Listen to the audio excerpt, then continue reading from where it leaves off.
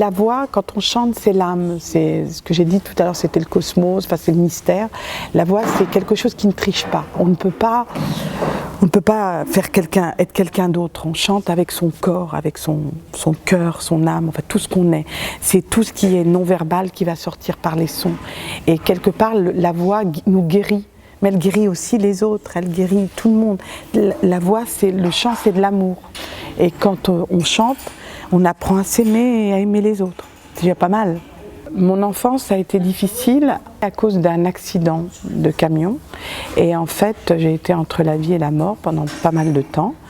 Et je ne savais pas si un jour je retrouverais la capacité de marcher.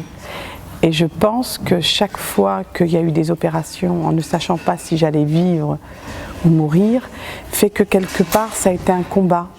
Et ça m'a permis de relativiser la vie, de me dire que le plus important, c'est de pouvoir guérir et marcher.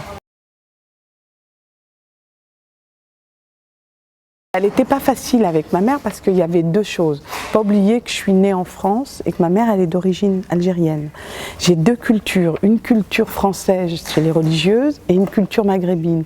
Alors chez ma mère j'étais la française et chez les religieuses j'étais la maghrébine. Donc j'ai essayé de prendre les deux de ce qu'il y a de mieux et avec du recul j'ai compris que ma mère avait peur que je ne m'adapte pas au milieu d'où elle venait, et les religieuses avaient peur que je ne m'adapte pas au milieu où je suis née. Donc il y avait un conflit d'intérêts. Et moi j'étais une enfant. Et à partir de là, j'ai fait ma sauce. Je pense que chacune avait envie de m'aider, mais aucune des deux ne m'a expliqué ce qui se passait. Je l'ai appris que plus tard.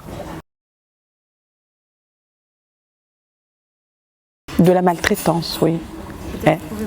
En fait, avant sa mort, une semaine avant sa mort, elle m'a montré qu'elle m'aimait et elle me demandait pardon de tout ce que j'avais, tout ce qu'elle avait fait, qu'elle avait loupé.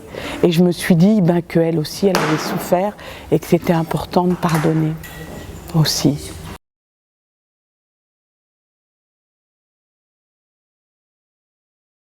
Oui, c'est sûr que chaque fois que les femmes sont victimes de violences verbales ou physiques ou morales, je veux dire, c'est sûr que j'ai envie d'aider les femmes, et même les enfants, de leur dire que la vie, elle peut être belle et qu'on n'est pas défini par la société, on se définit par rapport à notre richesse intérieure, avec ce qu'on est. Je pense que c'est déjà pas mal.